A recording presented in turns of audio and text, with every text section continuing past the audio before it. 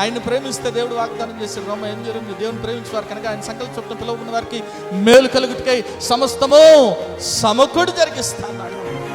Oh Lord, I am your daughter, I am your son, I am giving the praise to you so that I can glorify you. You be with me, you help me out, because God has already promised that He will help you out.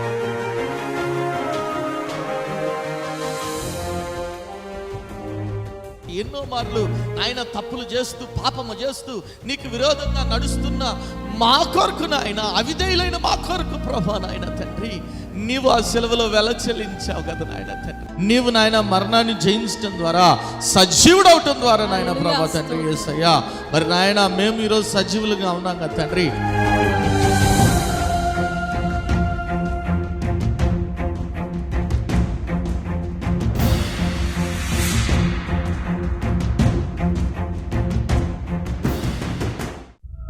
కుటుంబంలో నెమ్మది లేని స్థితిలోనున్నావా? అప్పుల ఊబిలో కూరుకుపోయిన స్థితిలోనున్నావా? ఏ పని చేసినా విఫలమైపోతున్నావా? జీవితం లేని స్థితిలోనున్నావా? అనారోగ్యంతో అల్లాడిపోతున్నావా? తాగుడు, జూదం అనే రకరకాల సాతాను బంధకాల్లో కుటుంబ సభ్యులు ఉన్నారా? కుటుంబంలో రక్షణ లేని స్థితిలోనున్నారా? అయితే మీ సమస్యల నిమిత్తమై ప్రార్థన చేయటానికి మేము సిద్ధంగా ఉన్నాం. మీ ప్రార్థన అవసరత ఏదైనా సరే మాకు తెలియజేయగలరు. El Shaddai Prayer Tower, 306 3rd floor, Eden Square, above Spar Hypermarket, beside Apollo Hospital, Secunderabad. మా ఫోన్ నంబర్ 8885013886. దేవుడు మీ ప్రతి అవసరతను క్రీస్తు యేసు మహదైశ్వర్యంలో తీర్చునుగాక. నేను డిఆర్డీఓలో సైంటిస్ట్ 20 years నుంచి చేస్తున్నాను. మనకి పాస్టర్ గారు ఒక 10 years నుంచి తెలుసు. మా ఫాదర్కి హెల్త్ బాగున్నప్పటి నుంచి ఎప్పుడు ఫోన్ చేసినా ప్రార్థన చేసేవాళ్ళు. ఇప్పుడు 1 month బ్యాక్ అయితే నాకు డెంగ్యూ ఫీవర్ వచ్చింది, చాలా సీరియస్ అయింది. 1 month అసలు నా వాయిస్ పోయింది, వైరల్ ఇన్ఫెక్షన్, ఫుల్ న్యూమోనియా అయిపోయింది, హాస్పిటల్ అడ్మిట్ చేయాలి అన్న టైంలో కూడా నాకు పాస్టర్ గారు ప్రేయర్ చేశారు ఫోన్లో. మా మదర్ ఎన్నిసార్లు చెప్పినా పాపం చాలా అసలు ఎప్పుడూ కూడా బిజీ అని చెప్పకుండా ప్రార్థన చేసేవాళ్ళు. మేము అదే నమ్మకంతో కూడా మేము ఉండేవాళ్ళం. అది ఇల్లు కూడా 1 year బ్యాకే మేము బుక్ చేసుకున్నా, కొంచెం బిల్డర్ కూడా మాకు చాలా ఇబ్బందులు పెట్టారు ఇల్లు కంప్లీట్ అవ్వడానికి కూడా. నా ఆరోగ్య పరిస్థితులను బట్టి కూడా నేను కంప్లీట్ చేయలేకపోయాను. ఎప్పుడు దాని గురించి కూడా చాలా ప్రార్థన చేశారు ఇల్లు కంప్లీట్ అవ్వడానికి కూడా. 6 months ముందు ఇవ్వాల్సింది మాకు ఇప్పటికి ఇచ్చారు, 6 months లేట్గా ఇచ్చారు కట్టించి. సో డెంగీ నుంచి నేను రికవర్ అయిన తర్వాత నేను ఇంకా కంపల్సరీ అప్పుడు అనుకున్నాను, ఇంకా దేవుడే నన్ను రికవర్ చేశాడు, ఫస్ట్ మేము చేయించుకోవాలి ప్రేయర్ మా ఇంట్లో ఫస్ట్ పాస్టర్ గారే అడుగు పెట్టాలి అనుకున్నాను. నాకు ఈ అవకాశం ఇచ్చిన పాస్టర్ గారికి నేను కృతజ్ఞతలు తెలుపుతున్నాను. అసలు అంత దూరం నుంచి సికింద్రాబాద్ నుంచి వస్తారని మేము అనుకోలేదు. ఎందుకంటే మేము రెగ్యులర్గా వెళ్ళేవాళ్ళం కూడా కాదు చర్చ్కి. అయినా కూడా ఏ ప్రాబ్లం వచ్చినా మేము పాస్టర్ గారికి ఫోన్ చేస్తాం, కానీ రెగ్యులర్గా వెళ్ళము, పిలిస్తే వస్తారో లేదో అనుకున్నాము. అంత దూరం నుంచి వచ్చినందుకు పాస్టర్ గారికి, మేడంకి, మీరు ఇద్దరికి చాలా థ్యాంక్స్. హల్లెలూయా పాటలు పాడుచు యేసునే చూచుచు యెరూషలేం సాగెదన్, హర్షించుచు ప్రభుని యందే. హల్లెలూయా పాటలు పాడుచు యేసునే చూచుచు యెరూషలేం సాగెదన్, హర్షించుచు ప్రభుని యందే. హల్లెలూయా పాటలు పాడుచు.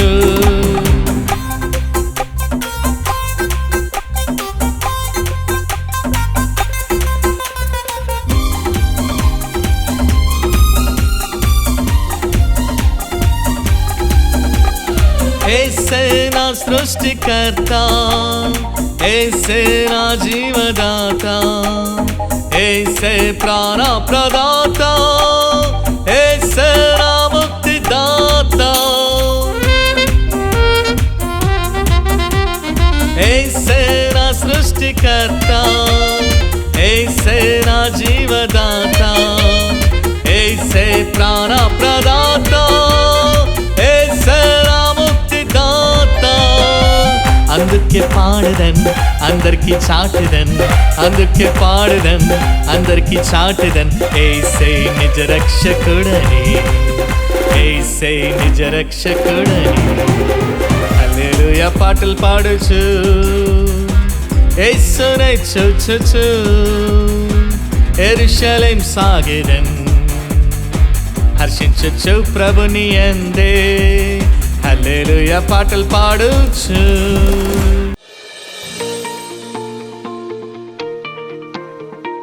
యేసుక్రీస్తు ఘనమైన నామములో మీ అందరికీ శుభములు. ముందుగా ఆశ్చర్యకరుడైన యేసు అనే ఈ కార్యక్రమాన్ని వీక్షిస్తున్న మీ అందరికీ నూతన సంవత్సర శుభాకాంక్షలు. Happy new year. ఈ నూతన సంవత్సరంలో దేవుడు మీ జీవితాల్లో నూతన మేలు, నూతన ఆశీర్వాదాలు కుమ్మరించును గాక. చూడండి, సాధారణంగా మనం కొత్త సంవత్సరం అనగానే దేవుని యొక్క వాగ్దానము కొరకు ఎదురు చూస్తుంటాం. ఎందుకంటే బైబిల్ గ్రంథంలో రాయబడింది కదా, దేవుని వాగ్దానాలన్నీ క్రీస్తునందు అవునన్నట్టుగా ఉన్నాయి. అవును, దేవుడు ఏదైనా వాగ్దానం చేస్తే అది ఖచ్చితంగా నెరవేరుస్తాడు. ఎందుకంటే అబద్ధమాటకు ఆయన నరపుత్రుడు కాదు. ఆయన చెప్పాడంటే ఖచ్చితంగా చేస్తాడు. మరి దేవుడు ఈ 2024 ఈ నూతన సంవత్సరానికి సంఘానికి ఇస్తున్న వాగ్దానము ఏంటి అని చూస్తే 89వ కీర్తన 17వ వచనంలో ఈ రీతిగా రాయబడింది. చూడండి. వారి బలమునకు అతిశయాస్పదం నీవే, నీ దయచేతనే మా కొమ్ము హెచ్చింపబడుచున్నది. నీ దయచేతనే మా కొమ్ము హెచ్చించబడుచున్నది. దేవుడు నూతన సంవత్సరానికి 2024కి ఇస్తున్న వాగ్దానము హెచ్చుదల. ఈ నూతన సంవత్సరంలో దేవుడు మీ జీవితాల్లో హెచ్చుదలను అనుగ్రహించును గాక. మీరు ఏ స్థితిలో ఉన్నా, ఒకవేళ ప్రమోషన్ కొరకు ఎదురు చూస్తున్నట్లయితే దేవుడు ప్రమోషన్ ఇస్తాడు. ఒకవేళ సంతాన దీవెని కొరకు ఎదురు చూస్తున్నట్లయితే దేవుడు సంతాన దీవెని ఇస్తాడు. ఒకవేళ బ్యాచిలర్గా ఉన్నట్లయితే వివాహ దీవెని కొరకు ఎదురు చూస్తున్నట్లయితే దేవుడు నీకు వివాహ దీవెని కూడా ఇస్తాడు. హెచ్చుదలని అనుగ్రహిస్తా అంటున్నాడు దేవుడు. చూడండి, ఈ లోకంలో చాలామంది వారిని వారి హెచ్చించుకుంటా ఉంటారు. కానీ నిన్ను నువ్వు హెచ్చించుకుంటే ఏమైపోతావంటే బైబిల్ గ్రంథం ఏమని తెలియపరుస్తుంది? తను తాను హెచ్చించుకునేవాడు తగ్గించబడను. ఎవరు నిన్ను హెచ్చించేది అంటే బైబిల్ గ్రంథంలో చాలా స్పష్టంగా రాయబడింది కదా. 75వ కీర్తన 7వ వచనంలో ఈ రీతిగా రాయబడింది. చూడండి. దేవుడే తీర్పు తీర్చువాడు, ఆయన ఒకరిని తగ్గించును, ఒకరిని హెచ్చించును. దేవుడే తీర్పు తీర్చువాడు, ఆయన ఒకరిని తగ్గించును, ఒకరిని హెచ్చించును. ఆయనే హెచ్చించేది. ఏమైనా హల్లెలూయా. దేవుడే నిన్ను హెచ్చించేది. దేవుడు ఈరోజు నీతో వాగ్దానం చేస్తున్నాడు. 2024లో నీకు హెచ్చుదలని అనుగ్రహిస్తానని వాగ్దానం చేస్తున్నాడు. ఎందుకంటే వాగ్దానం చేసిన వాడు నమ్మదగిన వాడు. మనము నమ్మదగిన వారమైనప్పటికీ నా దేవుడు నమ్మదగిన దేవుడు. ఆయన దయచేత నా కొమ్ము హెచ్చించబడును గాక. బైబిల్ గ్రంథంలో మీరు చూసినట్లయితే మరి మోషే యొక్క సారథ్యంలో ఇశ్రాయేలీలు ఐగుప్తు చెరలో ఉన్నారు. మోషే యొక్క సారథ్యంలో వారిని ఐగుప్తు చెర నుంచి బయటికి తీసుకొచ్చాడు. అయితే మోషే యొక్క సారథ్యంలో వారు వాగ్దాత దేశంలోనికి ప్రవేశించలేకపోయారు. మోషే తర్వాత స్థానాన్ని, మోషే తర్వాత ఇశ్రాయేలీలకి నాయకునిగా దేవుడు యెహోషువను నిలబెట్టినట్లు మనం చూస్తాం. చూడండి, దేవుడు యెహోషువను నిలబెట్టాడు, కానీ ఇశ్రాయేలీలు మోషే మాటే వినలేదు. ఇక యెహోషువ మాట వింటారా? మోషేనే అనేక మార్లు రాళ్ళు తీసుకుని రాళ్ళు రువ్వి చంపాలనే ప్రయత్నం చేశారు. అటువంటి వారు యెహోషువ మాట వింటారా? అయితే దేవుడు యెహోషువని ఒక నాయకునిగా హెచ్చించినట్లు మనం చూస్తాం. యెహోషువకి దేవుడు ఘనతనిచ్చినట్లు మనం చూస్తాం. మీరు చూస్తే బైబిల్ గ్రంథంలో యెహోషువ గ్రంథం 3వ అధ్యాయం 7వ వచనంలో ఈ రీతిగా రాయబడింది. చూడండి. అప్పుడు యెహోవా యెహోషువతో ఇట్లనెను, నేను మోషేకు తోడయుండినట్లు నీకును తోడయుందునని ఇశ్రాయేలీలందరూ ఎరుగునట్లు నేడు వారి కన్నుల ఎదుట నిన్ను గొప్ప చేయ మొదలుపెట్టెదను. చూడండి, నేను మోషేకు ఏ రీతిగా తోడుగా ఉన్నానో ఆ రీతిగా నీకు కూడా తోడుగా ఉంటాను. ఈ రోజు నుంచి నేను ఇశ్రాయేలీల ముందర నిన్ను గొప్ప చేయ మొదలుపెట్టెదను అని దేవుడు యెహోషువతో తెలియపరుస్తున్నట్లు మనం చూస్తాం. ఏదైతే దేవుడు వాగ్దానం చేశాడో ఆ వాగ్దానాన్ని నెరవేర్చాడు. మీరు చూస్తే యెహోషువ 4వ అధ్యాయం 14వ వచనంలో ఏమని రాయబడింది చూడండి. ఆ దినమున యెహోవా ఇశ్రాయేలీలందరి ఎదుట యెహోషువను గొప్ప చేసిన గనుక వారు మోషేను గౌరవపరిచినట్లు అతని బ్రతుకు దినములన్నిటను అతన్ని గౌరవపరిచిరి. చూడండి, దేవుడు యెహోషువను హెచ్చించాడు కాబట్టి ఇశ్రాయేలీలు మోషేను గౌరవపరిచినట్లుగా యెహోషువను కూడా గౌరవపరిచినట్లు మనం చూస్తాం. అవును, దేవుని దయచేతే మన కొమ్ము హెచ్చించబడుచుంది. అయితే యెహోషువని వారు గౌరవించడానికి కారణం ఏంటంటే దేవుడు యెహోషువకు తోడుగా ఉన్నాడు కాబట్టి. దేవుడు యెహోషువకి ఎందుకు తోడుగా ఉన్నాడు అని మనం చూసినట్లయితే అక్కడే యెహోషువ గ్రంథం 1వ అధ్యాయం 8వ వచనంలో ఒక మాట రాయబడింది చూడండి. ఈ ధర్మశాస్త్ర గ్రంథమును నీవు బోధింపక తప్పిపోకూడదు. దానిలో వ్రాయబడిన వాటన్నిటి ప్రకారం చేయుటకు నీవు జాగ్రత్త పడినట్లు దివారాత్రము దాన్ని ధ్యానించిన యెడల నీ మార్గమును వర్ధిల్లింప చేసుకుని చక్కగా ప్రవర్తించదు. చూడండి, చాలా స్పష్టంగా దేవుడు చెప్తున్నాడు, అయ్యా నువ్వు ధర్మశాస్త్రాన్ని చదవటమే కాదు, ధ్యానించటమే కాదు, దాన్ని అనుసరించి ఎప్పుడైతే నువ్వు నడుచుకుంటావో నీవు వర్ధిల్లెదవు అంటున్నాడు. ఈరోజు నీకు హెచ్చుదల కావాలా? నీ జీవితంలో నువ్వు ఎదగాలని కోరుకుంటున్నావా? You want to be exalted by God today. అయితే నీవు చేయాల్సిందల్లా దేవుని మాటకి లోబడాలి, దేవుని వాక్యాన్ని అనుసరించి నడుచుకోవాలి, విధేయత చూపించాలి, యెహోవా యందు భయభక్తులు కలిగి జీవించాలి. చూడండి, నువ్వు ఎప్పుడైతే యెహోవా యందు భయభక్తులు కలిగి జీవిస్తావో దేవుడు నిన్ను ఖచ్చితంగా హెచ్చిస్తాడు. ఆమెన్. ఒకసారి దేవుని స్తుతులు చెప్తాం. హల్లెలూయా. మీరు బైబిల్ గ్రంథంలో చూస్తే 112వ కీర్తన 9వ వచనంలో ఏమని రాయబడింది చూడండి. 9వ వచనంలో, వాడు దాతృత్వం కలిగి బీదలకిచ్చును, వాని నీతి నిత్యము నిలుచును, వాని కొమ్ము ఘనత నొంది హెచ్చింపబడును. వాని కొమ్ము ఘనత నొంది హెచ్చించబడును. ఎవరికి ఘనత, ఎవరికి హెచ్చుదల అని చూస్తే అక్కడే 112వ కీర్తన 1వ వచనంలో ఏమని రాయబడింది చూడండి. 112వ కీర్తన 1వ వచనం, యెహోవాను స్తుతించిరి, యెహోవా యందు భయభక్తులు గలవాడు ఆయన ఆజ్ఞలను ఎవరికంట ఈ ఘనత? యెహోవా యందు భయభక్తులు గలవానికి ఘనత, యెహోవా యందు భయభక్తులు గలవానికి హెచ్చుదల. ఈరోజు మీ కొమ్ము హెచ్చించబడాలని మీరు కోరుకుంటున్నట్లయితే మీ జీవితంలో హెచ్చుదల చూడాలి. ఇంకెంతకాలం ఇదే స్థితిలో ఉంటాం? ఎదగాలి బ్రదరు, అభివృద్ధి చెందాలి, నెక్స్ట్ లెవెల్కి వెళ్ళాలి, నెక్స్ట్ స్టేజ్కి వెళ్ళాలని నువ్వు కోరుకుంటున్నట్లయితే, నువ్వెప్పుడైతే దేవుని యందు భయభక్తులు కలిగి జీవిస్తావో, నువ్వెప్పుడైతే దేవుని మాటకు విధేయత చూపిస్తావో, నువ్వెప్పుడైతే దేవుని వాక్యాన్ని అనుసరించి నడుచుకుంటావో, దేవుడు ఏ రీతిగా యెహోషువను హెచ్చించాడో నిన్ను కూడా హెచ్చిస్తాడు. ఈరోజు దేవుడు నీతో వాగ్దానం చేస్తున్నాడు, ఆయన దయచేత మన కొమ్ము హెచ్చించబడుచున్నదే. అంత మాత్రం కాదు, మీరు ఇంకో సందర్భంలో చూసినట్లయితే రాజుగారి దగ్గరికి అనేక మంది గెస్ట్స్ వచ్చినప్పుడు రాజుగారు మరి రాణిని పరిచయం చేయడానికి రాణిగారిని పిలిచినప్పుడు, ఆ రాణి పేరు వస్తి, ఆమె రానన్న వెంటనే రాజుగారికి చాలా కోపం వచ్చింది. ఈమెను రాణి పోస్ట్ నుంచి తీసేద్దామని తీసేసి ఇంకొక రాణిని సెలెక్ట్ చేయాలనుకున్నాడు. ఇంకొక రాణిని సెలెక్ట్ చేయాలనుకున్నప్పుడు అక్కడ మీరు చూస్తే ఆ రాజ్యంలో మొర్దెకై ఒక స్త్రీని పెంచుకుంటున్నట్లు మనం చూస్తాం. ఎవరామె అంటే ఎస్తేర్. ఆమె దేవుని యందు భయభక్తులు కలిగి జీవించిన బిడ. ఆమె మరి ఎప్పుడైతే దేవుని యందు భయభక్తులు కలిగి జీవించిందో మీరు చూస్తే రాజుగారు ఎస్తేరుని రాణిగా హెచ్చించినట్లు మనం చూస్తాం. బైబిల్ గ్రంథంలో చూస్తే ఎస్తేరు గ్రంథం 2వ అధ్యాయం 15వ వచనం చూడండి ఏమని రాయబడింది. మొర్దెకై తన కుమార్తెగా స్వీకరించుకొనిన తన పినతండ్రి అయిన అబీహాయేలు కుమార్తెయగు ఎస్తేరు రాజునొద్దకు వెళ్ళటకు వంతు వచ్చినప్పుడు స్త్రీలను కాయు రాజు యొక్క షండుడైన హేగే నిర్ణయించిన అలంకారం గాక మరి ఏ అలంకారమూ కోరలేదు. ఎస్తేరును చూసిన వారందరికీ ఆమె యందు దయ పుట్టెను.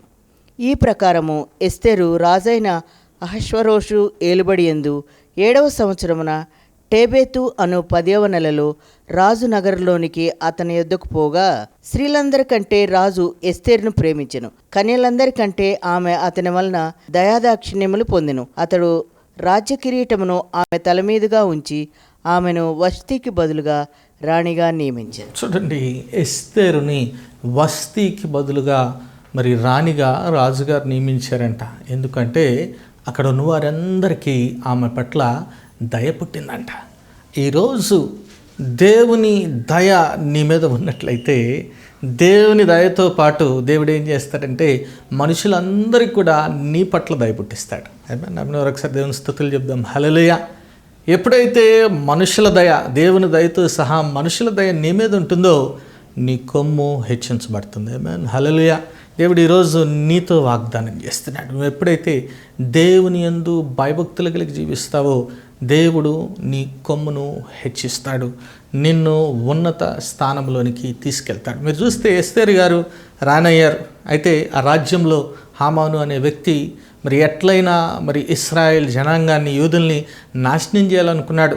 నాశనం చేయాలని ఒక కుటిల ఆలోచన చేసినప్పుడు మరి మొర్దెకై వచ్చి ఎస్తేరుతో ఈ వార్తను చెప్పినప్పుడు ఎస్తేరు ఒక పని చేస్తుంది. ఏం పని చేస్తుంది మీరు చూడండి. ఎందుకంటే ఎస్తేరు రాజుగారు పిలవకుండా రాజు సన్నిధికి వెళ్ళటానికి వీలు లేదు. ఆయన పిలిచినప్పుడే వెళ్ళాలి.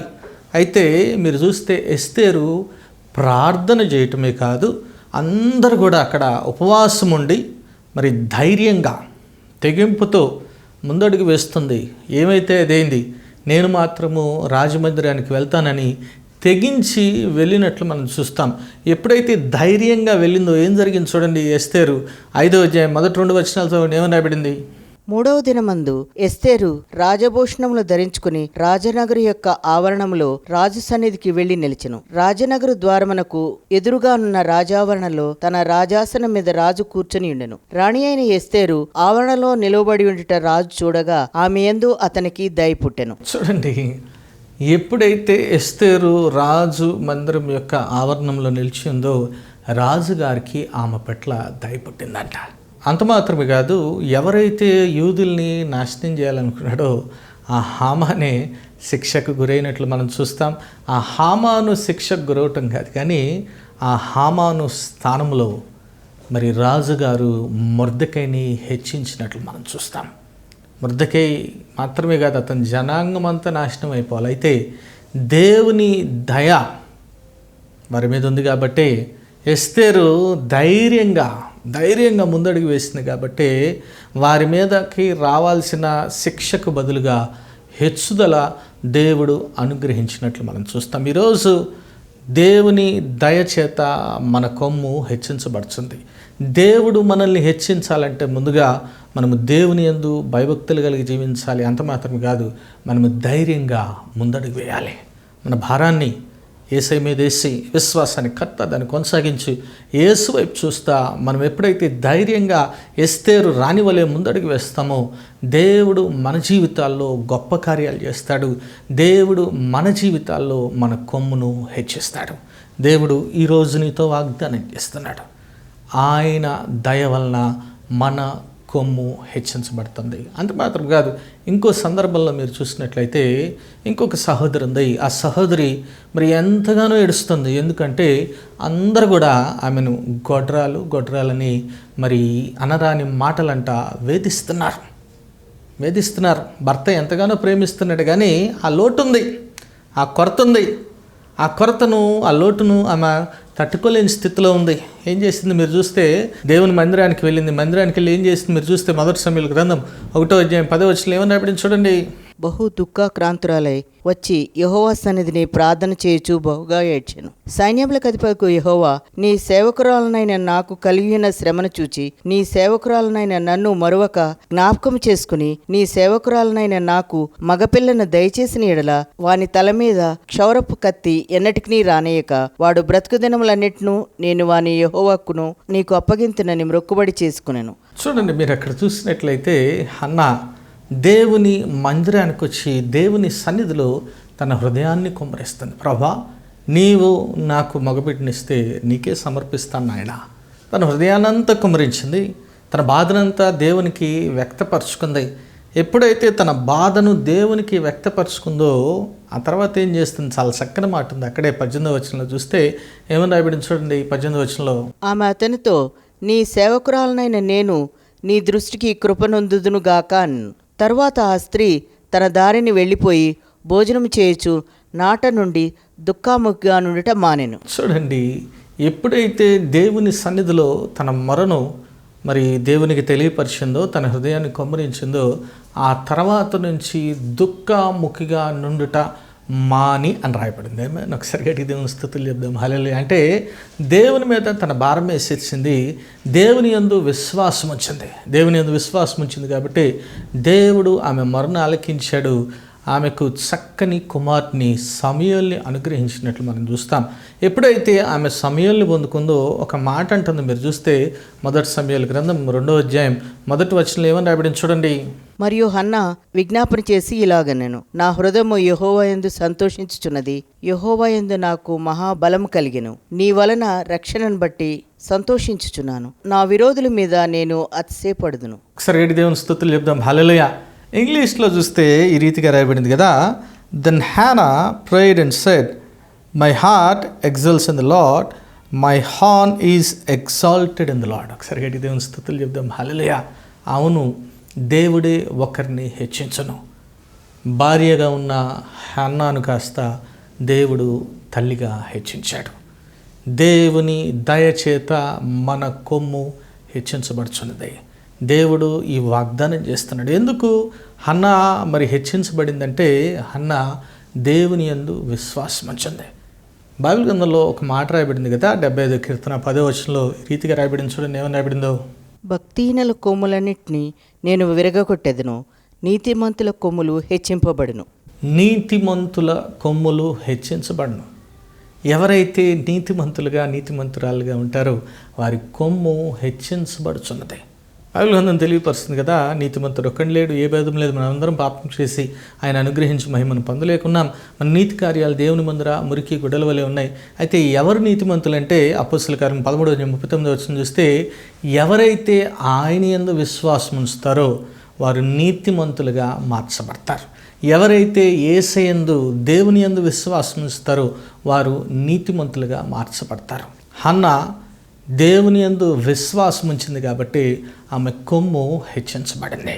చూడండి 3 విషయాలు చూస్తాం. ముందుగా, నీలో దేవుని పట్ల విధేయత ఉంటే, దేవుని మాటకు లోబడితే, యెహోవా యందు భయభక్తులు కలిగి ఉంటే దేవుడు నీ కొమ్మును హెచ్చిస్తాడు. అంత మాత్రం కాదు, నువ్వు ఎప్పుడైతే దేవుని వైపు చూస్తా ధైర్యంగా ముందుకు వెళ్తావో, ఎస్తేర్ని మొర్దెకైని హెచ్చించినట్లు దేవుడు నిన్ను హెచ్చిస్తాడు. అంత మాత్రం కాదు, నువ్వు ఎప్పుడైతే దేవుని యందు విశ్వాసం ఉంచుతావో అప్పుడు దేవుడు నీ కొమ్మును హన్నా వలె హెచ్చిస్తాడు. ఇవన్నీ కూడా ఈ లోకానికి సంబంధించిన ఆశీర్వాదాలు. అయితే నీవు ఆత్మీయంగా హెచ్చుదలను చూడాలంటే, నీ ఆత్మీయ స్థితిలో హెచ్చుదల కావాలంటే ఏ రీతిగా దేవుడు నిన్ను హెచ్చిస్తాడు? బైబిల్ గ్రంథంలో చూస్తే యెషయా గ్రంథం 52:13 ఈ రీతిగా రాయబడింది. చూడండి, ఆలకించుడి, నా సేవకుడు వివేకంగా ప్రవర్తించును, అతడు హెచ్చింపబడి ప్రసిద్ధుడై మహాగరుడుగా ఎంచబడును. చూడండి, నా సేవకుడు హెచ్చించబడి ప్రసిద్ధుడై మహాగణుడుగా చేయబడతాడంట.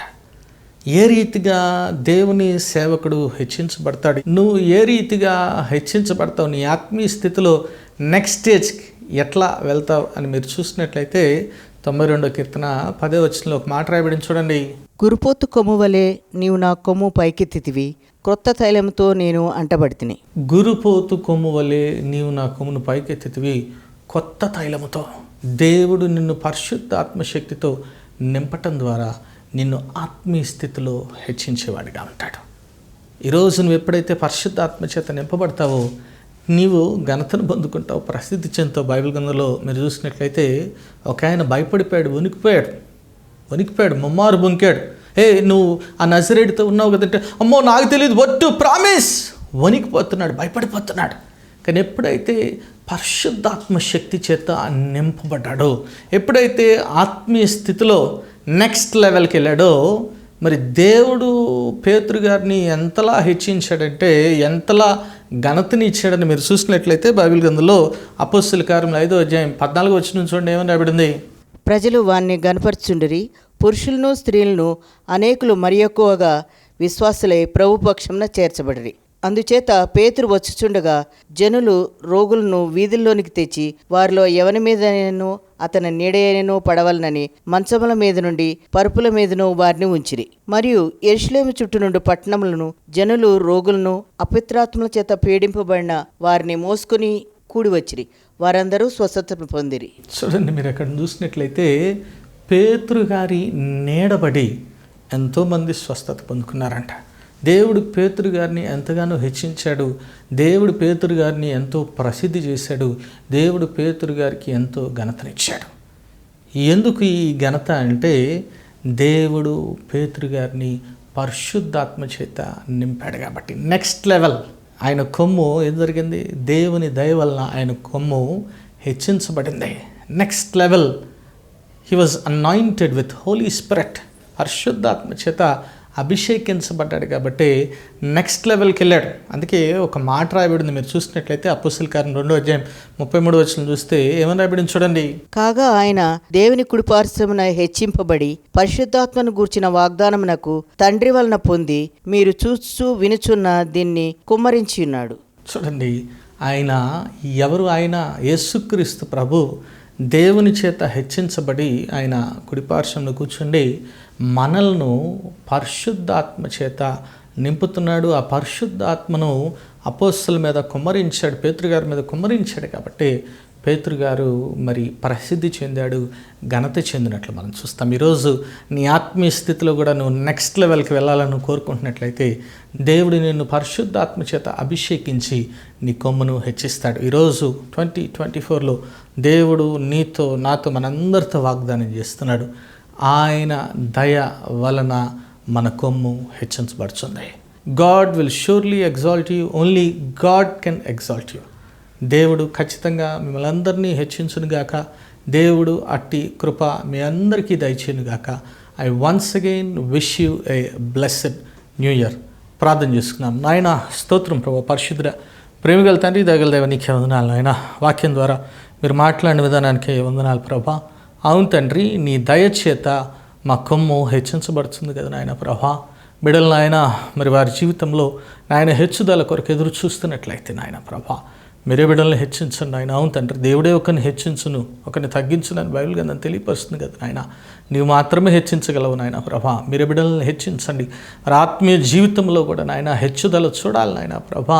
నాయన ఎత్తైన కొండకి ఎక్కించండి నాయన. గిన్నె నిండి పొర్లే అనుభవాన్ని నాయన బిడ్డలు పొందుకోవాలి నాయన ప్రభా. తండ్రి యేసయ్య మీరే అట్టి కృపను ఆయన దయచేయమని అడుగుతున్నాం ఆయన. ఈ వాక్యాన్ని మీరే నీరు కట్టి ఫలింపచేయమని, ప్రతి ఒక్క బిడ్డ కూడా వాక్యానుసారం జీవించి ఫలించడు కొమ్మల వలె ఉండే కృప దయచేయమని, ప్రతి ఒక్క బిడ్డ జీవితంలో నిత్య సంతోషము, సమాధానము, సర్వసమృద్ధిని దయచేయమని, నూతన సంవత్సరంలో నూతన శక్తి, నూతన బలము, నూతన ఆరోగ్యం, నూతన ఆత్మాభిషేకం దయచేయమని యేసు నామమున పెట్టి వేడుకొని ప్రార్థిస్తున్నాము తండ్రి. ఆమెన్. దేవుడు మిమ్మల్ని దీవించిన గాక, ఇతరులకు దేవుని కార్యాలుగా చేయను గాక, మిమ్మల్ని అందరినీ కాచి కాపాడి భద్రపరచును గాక. God bless you all. ప్రభు అయిన యేసుక్రీస్తు నామంలో మీ అందరికీ శుభములు. ఈ వారం బైబిల్ క్విజ్ ప్రశ్నలు యెషయా గ్రంథం నుంచి. మొదటి ప్రశ్న, వంకర సర్పం ఏది? ప్రశ్న మరోసారి, వంకర సర్పం ఏది? రెండవ ప్రశ్న, మాయాశరణ్యమును కొట్టివేయినదేది? ప్రశ్న మరోసారి, మాయాశరణ్యమును కొట్టివేయినదేది? మూడవ ప్రశ్న, వారికి ప్రవక్తలు ఏ విధముగానున్నారు? ప్రశ్న మరోసారి, వారికి ప్రవక్తలు ఏ విధముగానున్నారు? ఈ ప్రశ్నలకు గల సమాధానాలను స్క్రీన్పై ఇవ్వబడిన నంబర్లకు పంపగలరు. గత వారం బైబిల్ క్విజ్ ప్రశ్నలకు సమాధానాలు. మొదటి ప్రశ్నకు జవాబు సముద్రము, సముద్రదుర్గము, యెషయా 23:4. రెండో ప్రశ్నకు జవాబు వ్యాకులము చేత, యెషయా 24:4. మూడో ప్రశ్నకు జవాబు భయము వచ్చెను, యెషయా 24:17. ఈ వారం బైబిల్ క్విజ్ విజేత అరుణ గారు ఫ్రమ్ సక్కినేటిపల్లి. మరి ఎవ్రీ మండే మరి ఆశ్చర్యకరైన యేసు అనే టీవీ ప్రోగ్రామ్ జరుగుతుంది. మరి ఆరాధన ఛానల్లో ఎవ్రీ మండే ఈవినింగ్ 6 o'clock వస్తుంది. మరి చూడండి, ఇతరులకి పరిచయం చేయవలసిందిగా ప్రభు నామ పేరిట మనం చేసుకున్నాను. అదే రీతిగా మరి యూట్యూబ్, ఫేస్బుక్ ఛానల్లో కూడా మరి ఇప్పటి వరకు అనేక ప్రోగ్రామ్స్ జరిగినాయి. మీరు చూడొచ్చు, వాచ్ చేయొచ్చు. మరి చూడండి, బలపడండి, పరిశుద్ధాత్మను పొందుకోండి. ఆమేన్.